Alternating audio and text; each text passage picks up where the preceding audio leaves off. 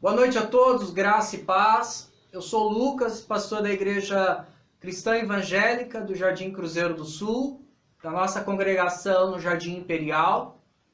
É um prazer tê-los conosco neste momento. Eu faço o convite para que você passe essa próxima hora junto conosco para meditarmos na palavra do Senhor. O texto da nossa devocional nesta noite é o Evangelho de João, capítulo 5.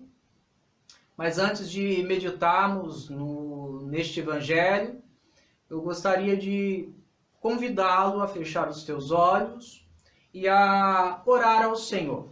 Ore ao Senhor, peça para que o Senhor fale contigo, peça para que o Senhor te ajude a compreender qual é a vontade dele sobre a tua vida, para que haja crescimento. Hoje vamos falar sobre crescimento espiritual e algumas atitudes nossas que impedem que a gente de fato alcance um crescimento espiritual, amadureça na fé. Sabemos que a semelhança da nossa vida natural, que nós nascemos e crescemos, e neste processo de crescimento, se nós não atentarmos para a nossa saúde, para o alimento, para os cuidados essenciais da vida, nós teremos um crescimento medíocre, teremos enfermidades, e a vida espiritual não é diferente. Ela é necessário que tenhamos algumas atitudes que vão promover esse crescimento saudável. E quando negligenciamos tais atitudes, o que temos é uma fé fraca, superficial, em muitos casos inoperante, porque nós não estamos nos desenvolvendo. Então, o desafio desta noite é identificarmos aí talvez algumas atitudes que estejamos seguindo, tendo, que está nos atrapalhando no nosso crescimento espiritual. Mas vamos orar neste momento? Senhor, nosso Deus e amado Pai, damos graças ao Senhor por mais uma noite o Senhor nos permitir reunirmos, embora de maneira virtual, mas no mesmo propósito, que é adorar ao Senhor. Cada lar está reunido neste momento para cultuá-lo, para exaltá-lo. Cada irmão, ó Deus, está prestando um culto ao Senhor. Que o Senhor fale conosco nesta noite através da Tua palavra. Nos ajude, Senhor, a crescer espiritualmente na graça e no conhecimento do nosso Senhor e Salvador Jesus Cristo, para que cada dia mais, ó Deus, a nossa vida Te glorifique, para que consigamos cumprir a nossa missão aqui nesta terra, que é manifestar a Tua glória, proclamar o Teu reino, as virtudes do Senhor, ó Deus. Abençoa cada lar, a cada vida que está neste momento triste, abatido, tribulado. Que o Senhor dê paz aos seus corações, aos nossos corações, para que a gente, acima de tudo, confie no Senhor. Independente das lutas, dos desafios, que a nossa confiança esteja sempre no Senhor, Deus. É assim que oramos, gratos, no nome de Jesus Cristo. Amém. Irmãos, antes eu gostaria de convidá-los a cantar junto comigo um cântico ao Senhor para engrandecê-lo. Salmo 29 diz: tributai ao Senhor, filhos de Deus, tributai ao Senhor glória e força. Tributai ao Senhor a glória devida ao seu nome. Adorai o Senhor na beleza da santidade. E eu convido a você neste momento a adorar este Deus maravilhoso que nos salvou, que nos libertou do império das trevas e nos trouxe para a sua luz. Ô Sueli, faz favor, pega a palheta para mim, por favor. Obrigado. E o cântico é: grande é o Senhor e muito digno de louvor. O nosso Deus é digno de toda adoração, de todo louvor e toda honra. E eu convido a você neste momento a adorar.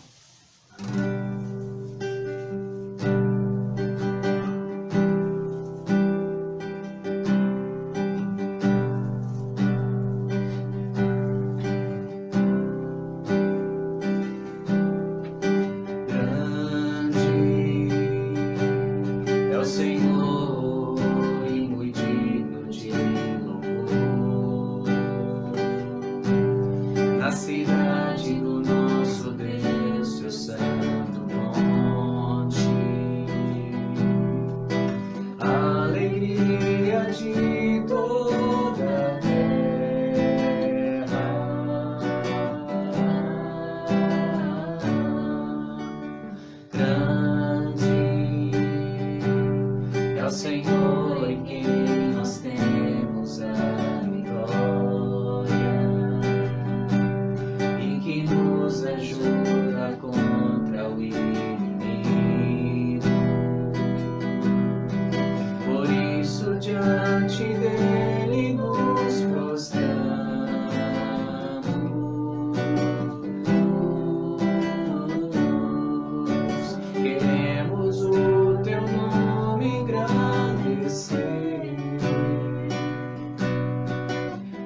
e agradecer-te por tua obra em nossas vidas. Confiamos em teu infinito amor,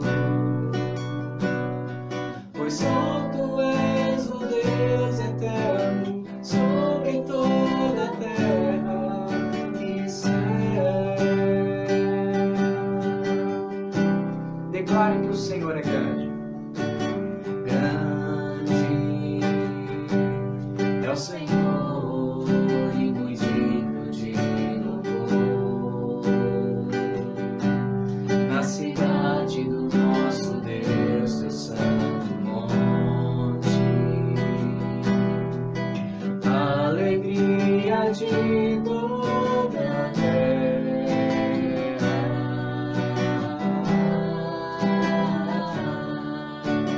Grande é o Senhor em quem nós temos a vitória, e que nos ajuda contra o inimigo. Por isso diante dele nos prostramos.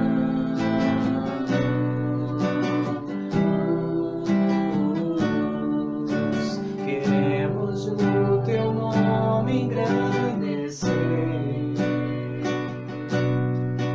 e agradecer-te por tua obra em nossas vidas. Confiamos em teu infinito amor,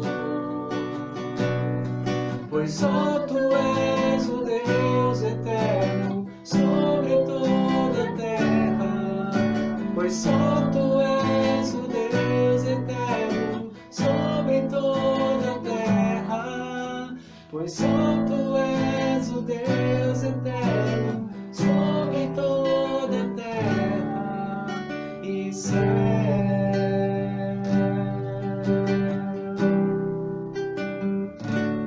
E céu.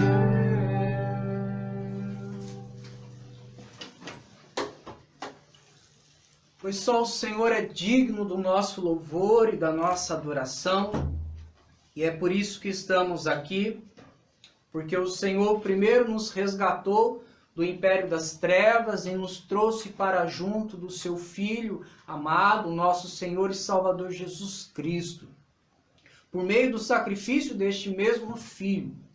E é sobre Jesus que nós vamos falar mais nesta noite. É claro que o centro da nossa pregação precisa ser a pessoa de Cristo Jesus, porque quando tiramos de foco o nome de Cristo, caímos na cilada de buscarmos engrandecer o nosso coração, satisfazer o nosso coração.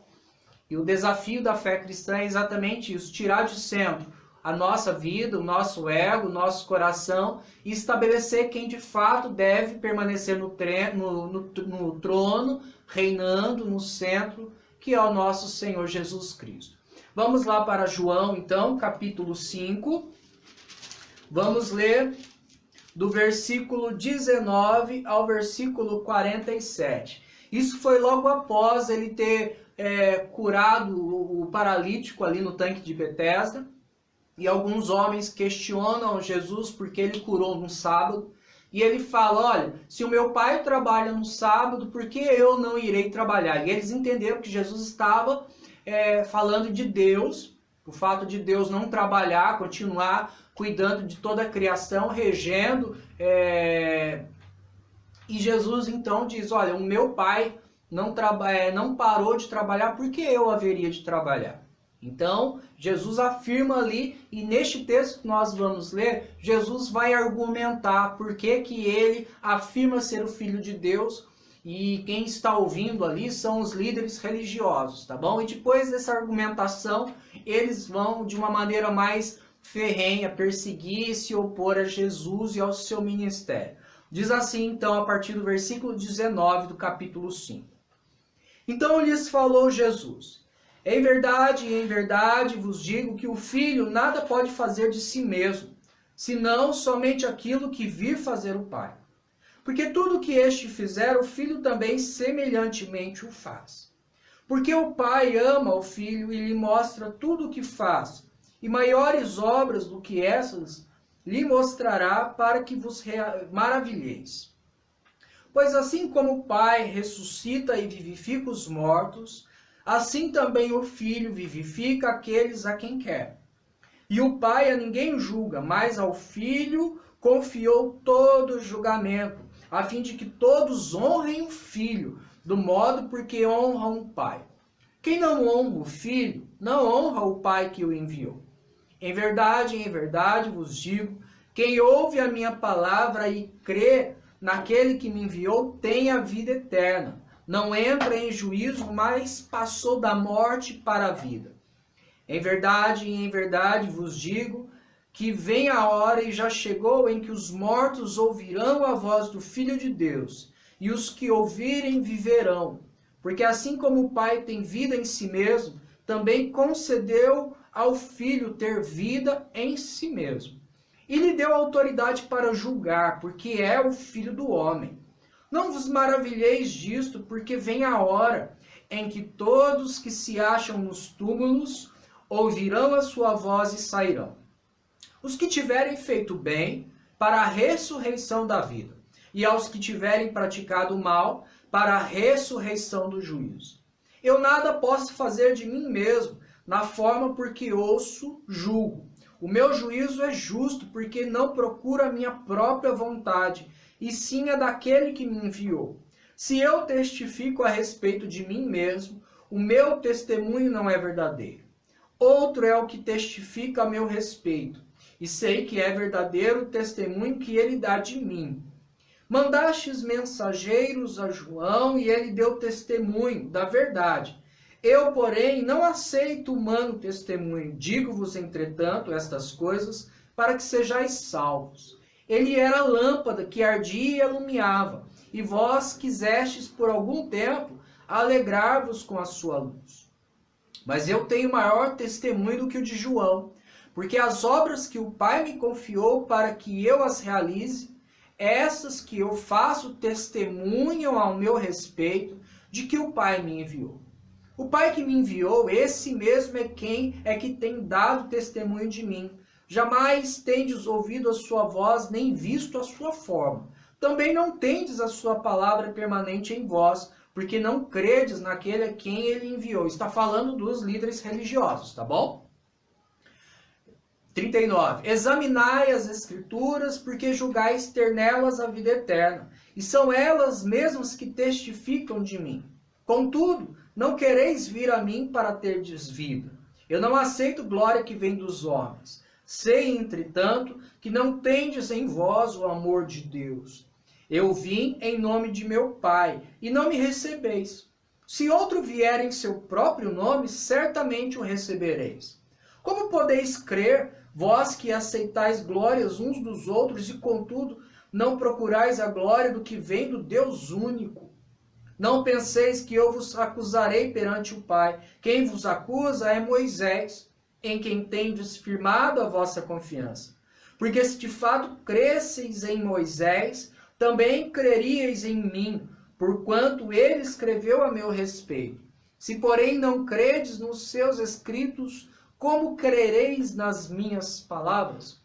Olha que interessante. Jesus, então, está tendo uma conversa ali, um diálogo, mas é uma afirmação que vai criar um grande tumulto ali no relacionamento de Jesus com os líderes religiosos. Porque Jesus ele começa a dar mais detalhes sobre o seu relacionamento com o Pai. É interessante que lá no comecinho, no versículo 19 e 20, ele fala sobre a maneira como ele viu o Pai trabalhar e com isso ele aprendeu a fazer as mesmas coisas que o Pai faz. E é interessante que o próprio, ele dizendo ali, que o Pai deseja que ele faça obras para que os homens se maravilhem. É interessante porque, vamos imaginar, Jesus era filho de Deus, ele é filho de Deus, mas Jesus era filho de José, né? José, ele cuidou de Maria após receber a revelação do anjo, e José, ele era carpinteiro. E Jesus também aprendeu com o seu pai, José, a carpintaria, a sua profissão. Era comum isso, os filhos seguirem a profissão dos seus pais. E como que acontecia isso? O menino ia crescendo, ia vendo o pai trabalhar. Eu vivencio muito isso aqui em casa. Vejo como a Sofia, com a nossa menina, observa a minha esposa e acaba pegando gosto pelas coisas que a minha esposa realiza. E com o Samuel também não é diferente. O Samuel me vê fazendo algumas coisas aqui em casa e ele sempre quer estar perto, pegando umas ferramentas, mexendo com isso, com aquilo. E com o tempo ele, se fosse, no caso, a minha profissão, mexer com ferramentas, ele iria aprender vendo todos os dias o pai construindo, resolvendo fazendo alguma coisa, no caso construindo móveis na carpintaria, e o Samuel iria aprender comigo, e o meu desejo como pai é que ele se aprimore, que ele faça melhor do que eu. Por exemplo, se eu construir uma cadeira, eu quero que ele construa não apenas uma cadeira, mas uma mesa, um jogo completo, né, de móveis. E é essa comparação que Jesus está fazendo ali no versículo 19 e no versículo 20. O filho observa, o pai faz questão de ensinar e espera que o filho faça melhor para que as pessoas olhem para as obras do filho e honrem o pai. Isso é muito prático no que diz respeito a quando o filho é um bom profissional, o nome do pai é honrado. Olha, aquele homem aprendeu com o seu pai e ele trabalha muito bem. E o que Jesus está querendo dizer é exatamente isso. Eu farei grandes obras para que honrem ao meu pai, para que o pai seja honrado através da minha vida. E ele começa a dizer como esse relacionamento do pai e o filho se dá na prática, no que diz respeito ao compartilhamento do poder, porque Jesus está afirmando que ele é filho de Deus e automaticamente ele está chamando para si os atributos do próprio Deus. Ele não é apenas uma criação, ele compartilha da mesma essência do Pai. Ele compartilha da divindade, da eternidade, da plenitude. Ele é o próprio Deus na pessoa do Filho. E ele começa a dizer, olha, no versículo 21, pois assim como o Pai ressuscita e vivifica os mortos, assim também o Filho vivifica aqueles a quem Ele quer. Logo de início, Jesus está falando, olha, da mesma forma que o Pai, lá no início, teve o poder da criação, eu também tenho o poder de ressuscitar os mortos. O Pai tem poder para ressuscitar, dar a vida. E o Filho também tem, eu também tenho. É claro que neste momento aqui, os líderes religiosos não teriam muitos exemplos, eles não teriam ainda visto o poder divino que se manifestaria na pessoa de Jesus, no caso de Lázaro. As Escrituras relatam outros milagres que Jesus realizou, mas Jesus também afirma um pouco mais na frente que ele ressuscitará os mortos no dia do julgamento, tá bom? Então ele não tem apenas o poder de ressuscitar, que o Pai também tem, mas o Pai delegou a ele, olha no versículo 22, e o Pai a ninguém julga, mas ao Filho confiou todo o julgamento. Jesus é poderoso para ressuscitar, Jesus tem autoridade para julgar. Olha que interessante, olha o que Jesus está afirmando. Jesus não está se colocando abaixo do Pai, mas ele está assumindo os mesmos atributos do Pai. E isso é muito forte ali naquele contexto, porque os líderes religiosos em outras situações queriam até apedrejar Jesus, acusando-o de blasfêmia por se fazer filho de Deus, por assumir divindade, tá bom? Então Jesus começa a dizer, olha, eu tenho poder para ressuscitar mortos, eu tenho poder para julgar, e eu serei honrado, lá no versículo 23, a fim de que todos honrem o Pai, não, honrem o Filho, de modo que, porque honram, do mesmo modo que honram o Pai. Quem não honra um filho, não honra o Pai que o enviou. Nós cantamos aqui, grande é o Senhor e muito digno de louvor, queremos engrandecer o teu nome, E Jesus está falando que ele também é digno de ser louvado, de ter o seu nome engrandecido. Isso, para muitos ali naquele contexto, e até hoje para muitos, é difícil compreender, porque peraí, como que Deus vai abrir mão da sua glória? Porque Deus não abre mão da sua glória. A glória dele ele não dá para ninguém. A glória dele pertence apenas a ele, mas Jesus está falando, olha, o Pai me deu o direito de ser honrado como ele, de ser glorificado como ele. Jesus ele está indo cada vez mais fundo, cada vez mais afirmando de uma maneira mais clara e categórica que ele é Deus, tá bom? É claro que isso vai ser desenrolado, desenvolvido ao longo do seu ministério e de uma maneira mais clara na ressurreição, tá bom? E ainda de uma maneira mais plena na sua volta, quando ele voltar e se manifestar como cheio de poder e glória para julgar todos os povos. Lá no versículo 24 ao 29, Jesus começa a dar mais detalhes sobre a sua autoridade. Olha o que diz no versículo 24. Em verdade vos digo, quem ouve a minha palavra e crê naquele que me enviou tem a vida eterna e não entra em juízo, mas passou da morte para a vida. Em verdade vos digo que vem a hora e já chegou em que os mortos ouvirão a voz de quem? Do Filho de Deus, e os que ouvirem viverão. Jesus está falando, olha, a mesma voz poderosa lá no Gênesis que disse, e disse Deus, haja luz e houve luz. Jesus está falando, eu também, as minhas palavras serão poderosas para dizer, ressuscita, e os mortos ressuscitarão. Olha como é maravilhosa a maneira como Jesus está construindo os seus argumentos, afirmando que ele é divino. No versículo 26, porque assim como o Pai tem vida em si mesmo, também concedeu ao Filho ter vida em si mesmo. Jesus não é criação. Jesus não foi criado, não foi a primeira criação de Deus. Ele tem vida em si mesmo. Ele não recebeu vida do Pai. Ele não foi criado do Pai. Ele tem vida em si mesmo, da mesma forma que o Pai também tem vida em si mesmo. Irmãos, isso era muito radical naquele contexto e para muitos hoje é difícil aceitar. Existem muitas seitas, muitas heresias aí que negam a divindade de Cristo e Jesus está sendo muito explícito ao afirmar que ele não foi criatura. Ele tem vida em si mesmo, ele compartilha da mesma essência.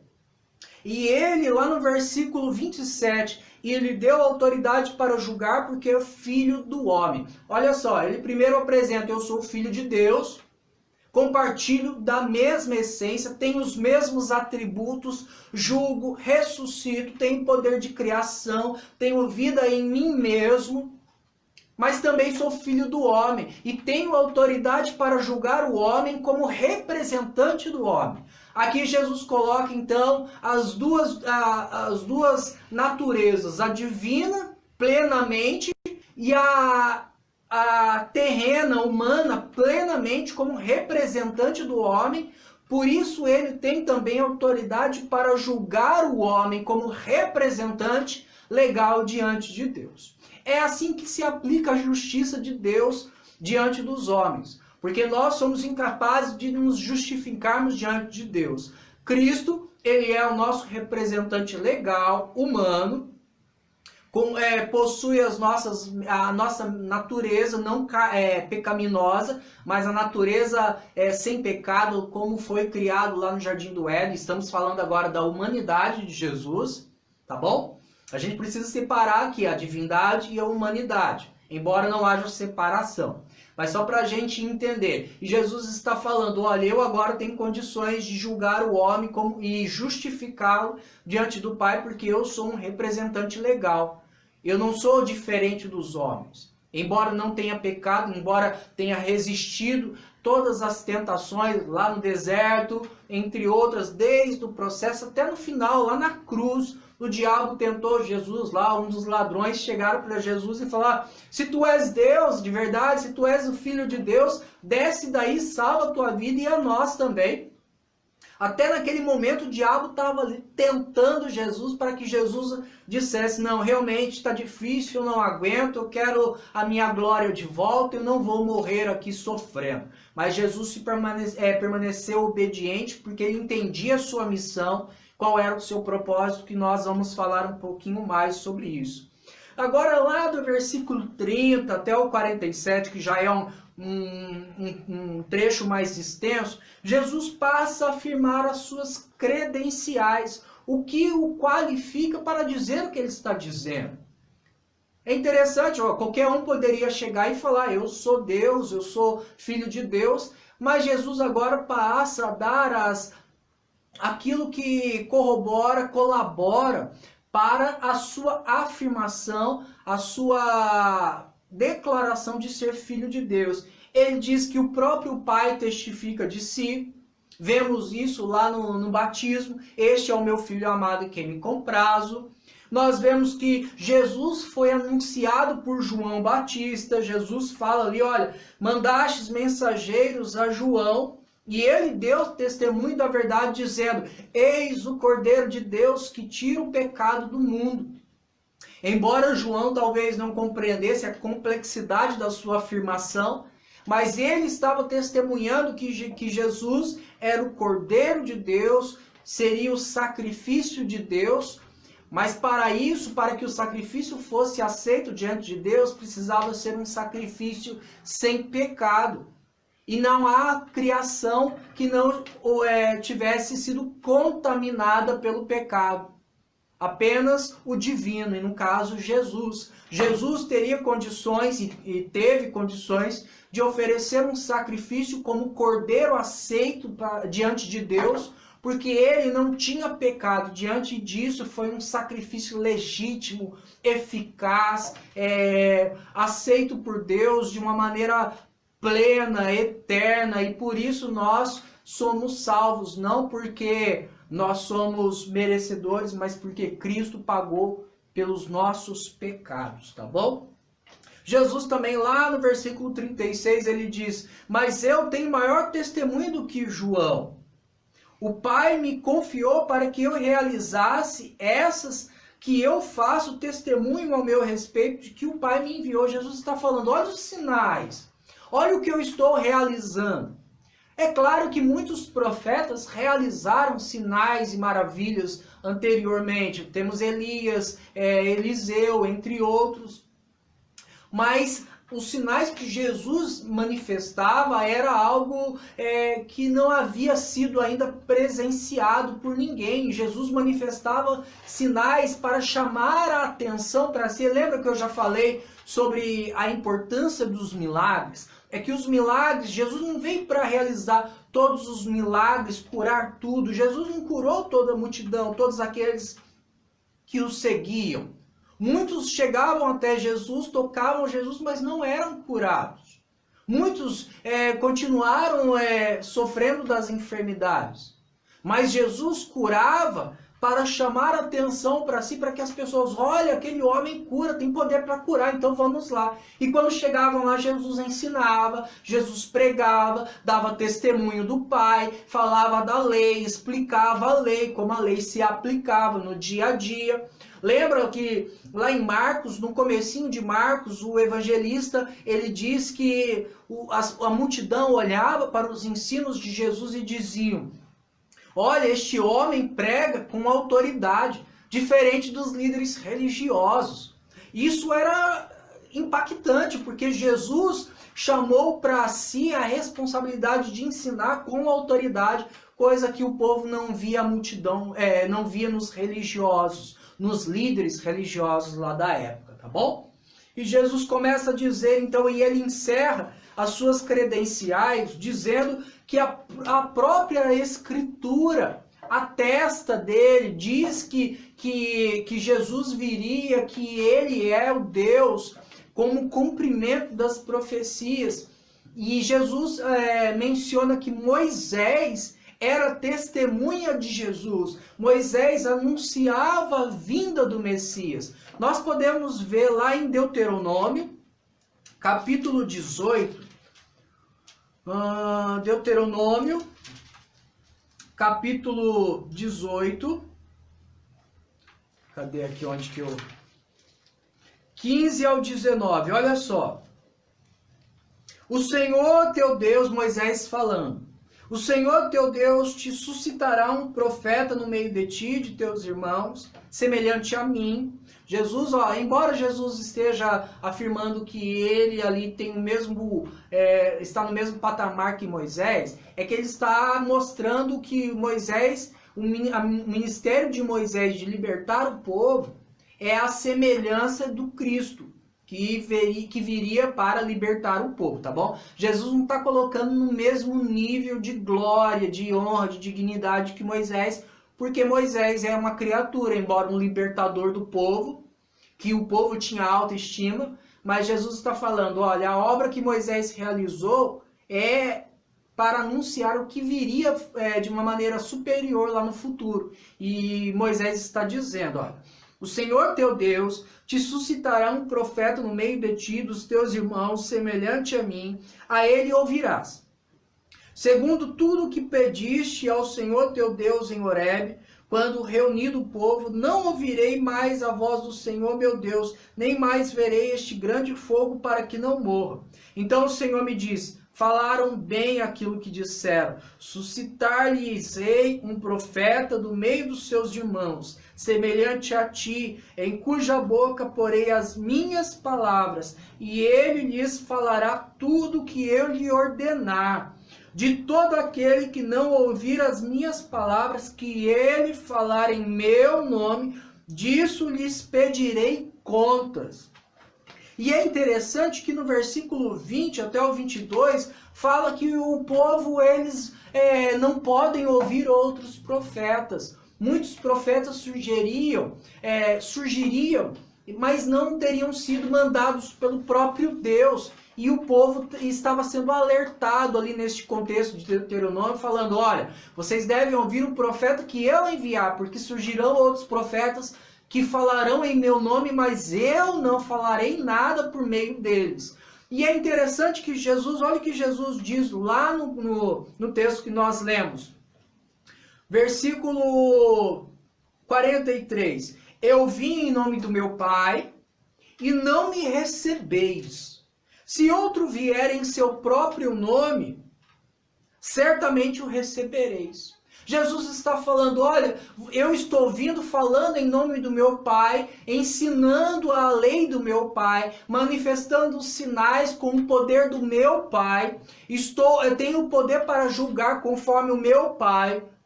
Mas vocês irão dar ouvidos a outros. E de fato surgiram outros cristos, supostos cristos. Surgiram outros falsos profetas. Surgem outros falsos profetas em nossos dias. Surgirão falsos cristos daqui a alguns dias, nos últimos dias. E Jesus está falando, vocês darão mais ouvidos a estes falsos profetas do que a mim que estou vindo em nome do meu Pai. Diante dessas questões, nós precisamos entender que eles não compreenderam a missão de Jesus. Eles não compreenderam que as Escrituras falavam de Jesus. Olha que interessante, eles não compreenderam as Escrituras e eles se gabavam de serem intérpretes da lei.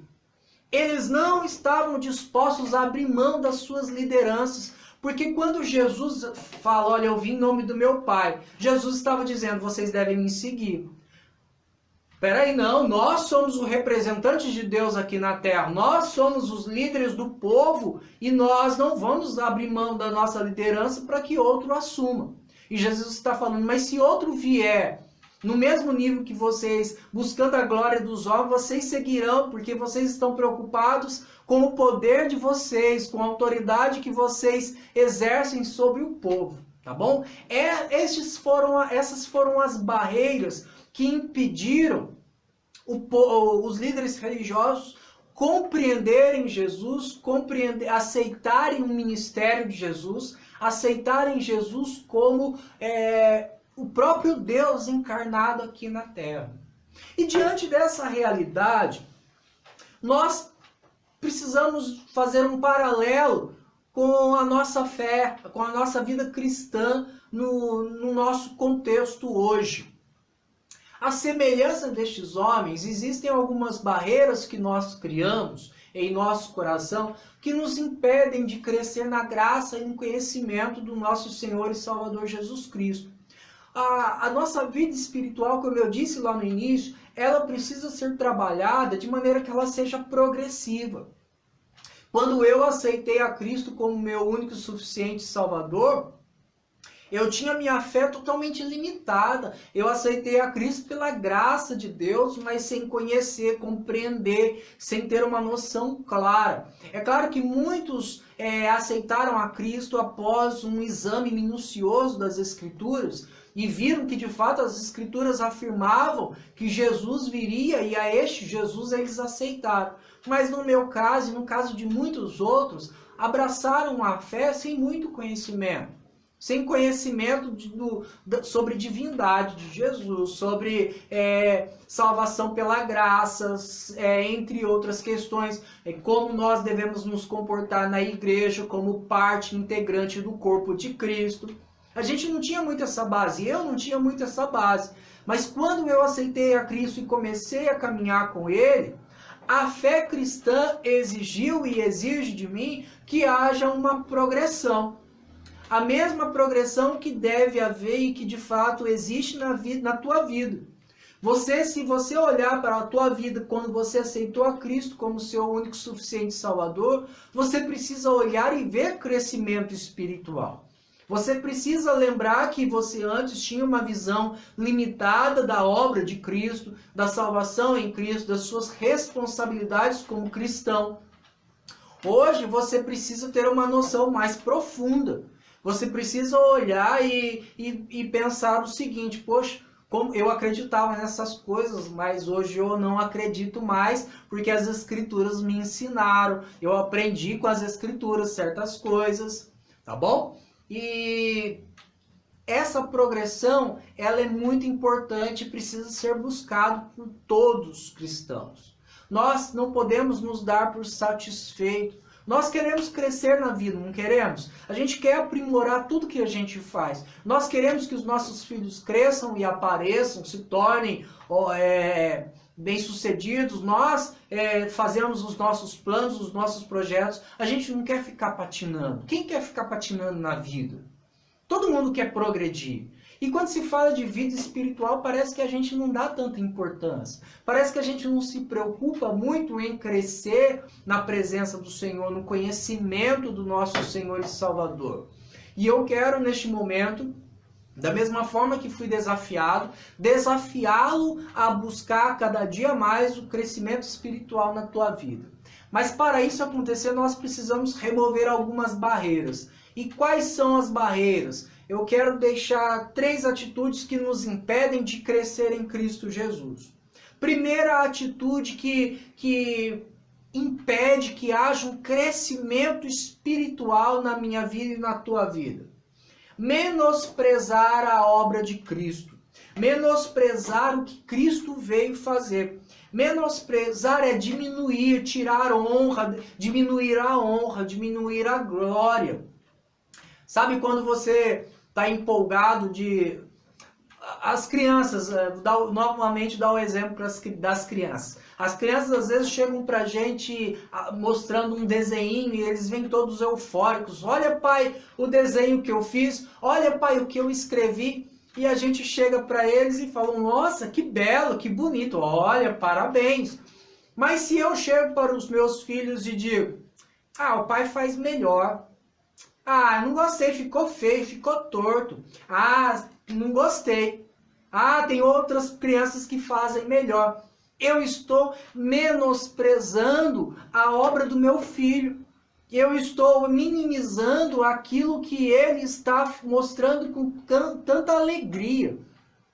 Quando se fala da obra de Cristo, quantas vezes nós fazemos isso com Jesus?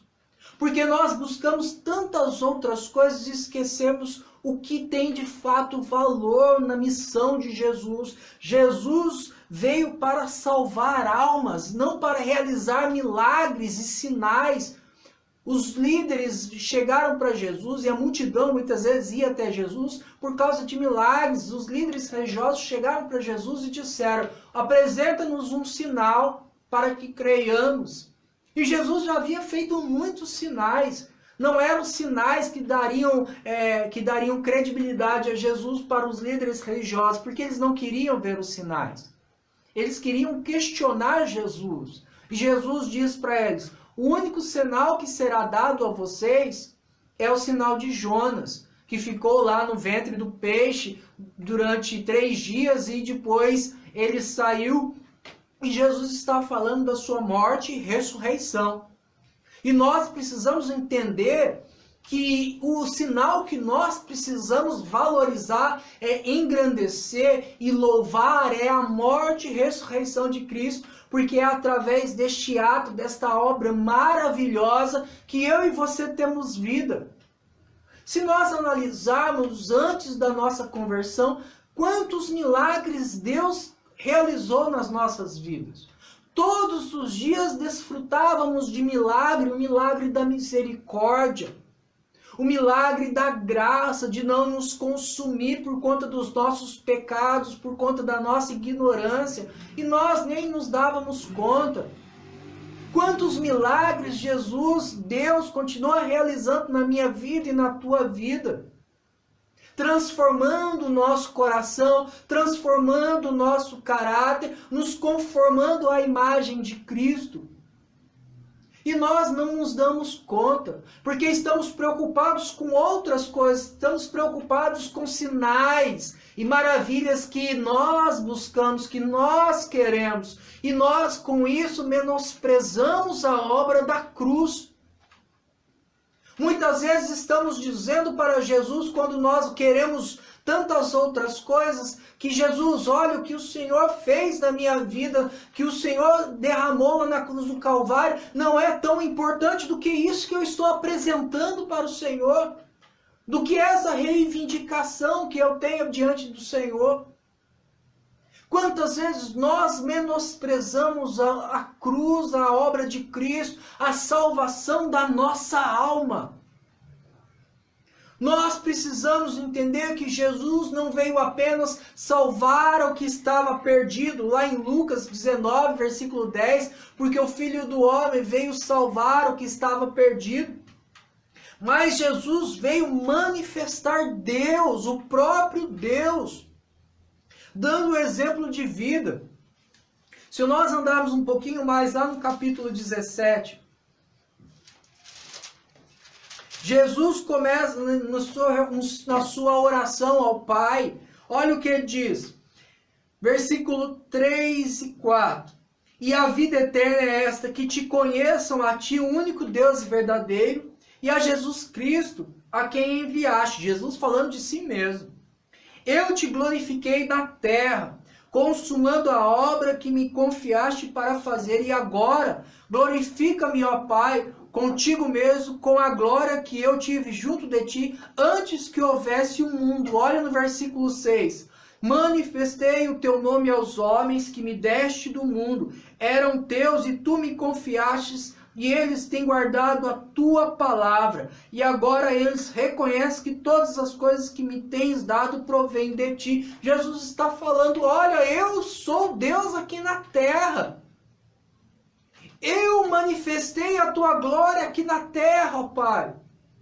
Os homens viram a mim e puderam presenciar a tua glória.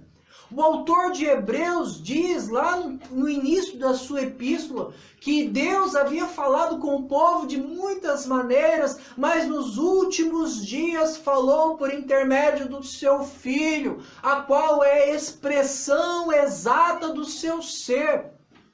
Jesus manifesta a glória de Deus, Jesus vivencia os mandamentos do Senhor, a lei do Senhor em sua plenitude, mostrando em si mesmo o caráter divino.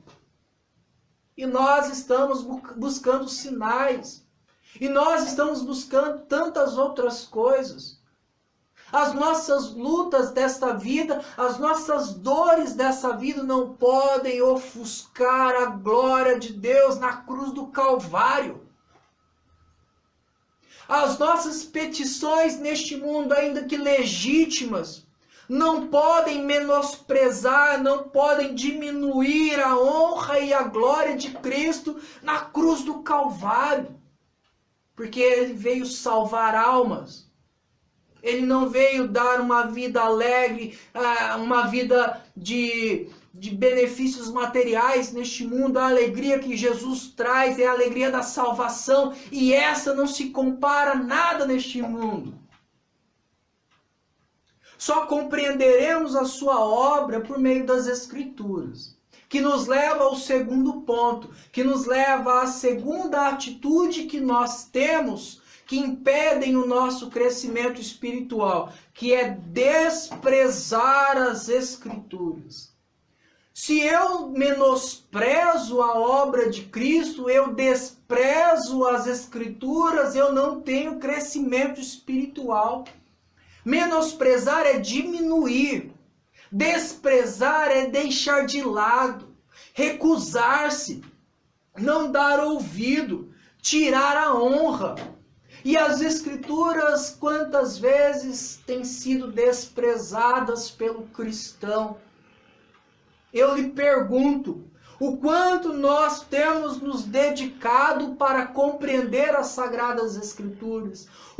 Quanto tempo eu e você temos separado durante o dia para meditar nas Escrituras? E eu não estou falando de ler um versículo, 2 versículos ou um capítulo, mas eu estou falando de estudar. Eu estou falando de se aprofundar. Somos muitas vezes superficiais em nossos estudos.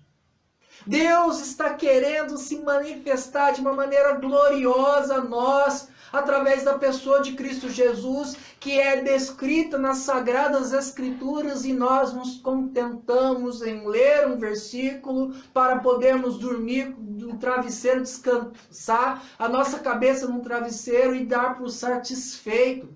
Pronto, cumpri a minha meta. Li um versículo, li 2 versículos, li um capítulo. Mas muitas vezes o que nós estamos fazendo é desprezando as Escrituras. Porque a Bíblia não foi feita para ler superficialmente. Aqueles líderes religiosos, eles eram conhecedores das Escrituras de cabo a rabo. Eles entendiam do início, eles liam, tinham a compreensão da letra do início ao fim, mas não tinham a profundidade. Eram litúrgicos, eram legalistas, eram religiosos, cumpriam as suas metas, mas não compreendiam as verdades que eram manifestas pelas Escrituras, que atestavam, que testemunhavam de Cristo Jesus. Por isso, quando Jesus chegou, eles não compreenderam. Porque eles tinham uma leitura superficial, ainda que conhecessem as Escrituras de trás para frente. Às vezes nos gabamos dizendo, olha, eu li hoje, eu li a semana toda, mas a questão é a qualidade da nossa leitura, a qualidade dos nossos estudos. É preferível um versículo bem estudado do que um capítulo lido de maneira superficial. Deus está querendo falar com o seu povo e é por meio das Escrituras que o Espírito Santo revela a pessoa de Cristo Jesus e há crescimento e compreensão na graça do nosso Senhor. Mas novamente eu te pergunto, irmãos, eu não estou sendo hipócrita, porque eu reconheço as minhas falhas nos meus estudos. Eu percebo que eu sou muitas vezes indisciplinado com o meu tempo. Quantas vezes nós damos prioridade às outras coisas em vez de nos alimentarmos das Escrituras? O quanto você tem priorizado a palavra do Senhor? Não tenho tempo significa que você não estabelece a Bíblia como prioridade. Eu não compreendo significa que você não está insistindo e persistindo na compreensão, na busca por Deus. Buscar-me-eis e me achareis quando me buscardes de todo o vosso coração. E nós queremos achar a Deus como se abre uma despensa e se pega um produto. E Deus está falando, vocês precisam me buscar porque vocês são limitados. E eu sou a plenitude da vida, eu sou a essência de todas as coisas. E vocês querem, num estalar de dedos, me compreender. Vocês precisam me buscar de todo o coração. E nós precisamos transferir essa busca nos nossos estudos das Escrituras. Somos superficiais muitas vezes e buscamos...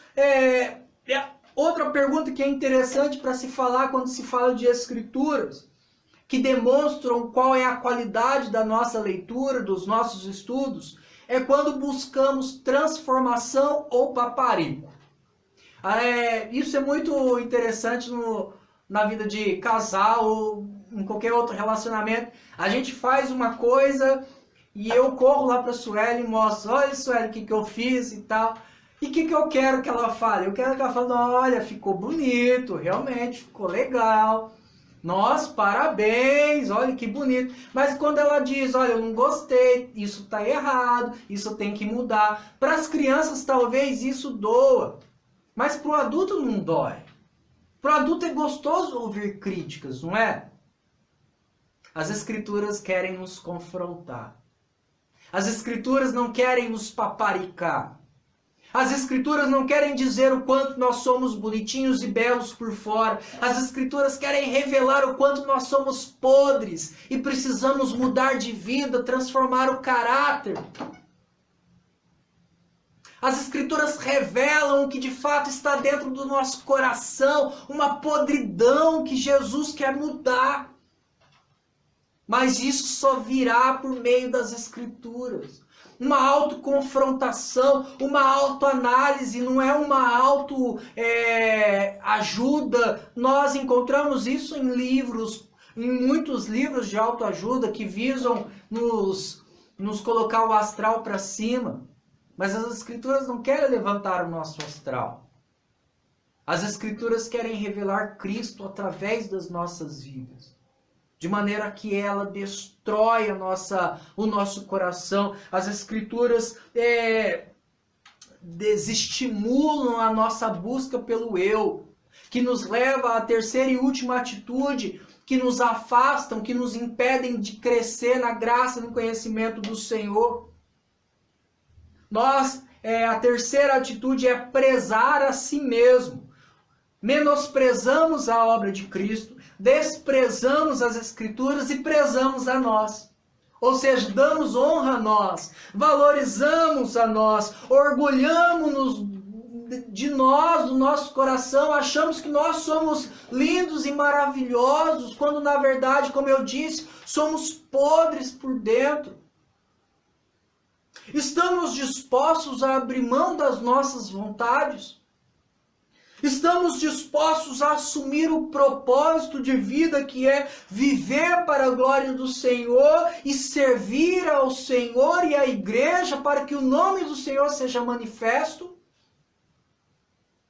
Nós menosprezamos Jesus e a sua obra, nós desprezamos, colocamos de lado as Escrituras e nós prezamos, colocamos em autoestima o nosso coração.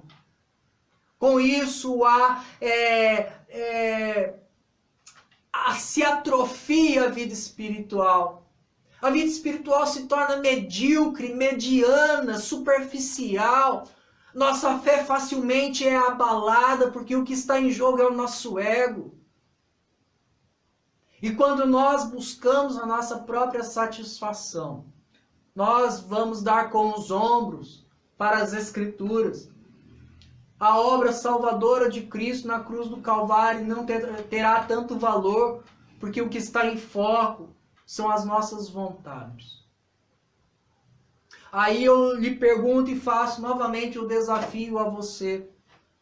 Estamos dispostos a prezar a obra de Cristo, a dar valor à obra de Cristo? Estamos dispostos a resgatar o valor das Escrituras na nossa vida?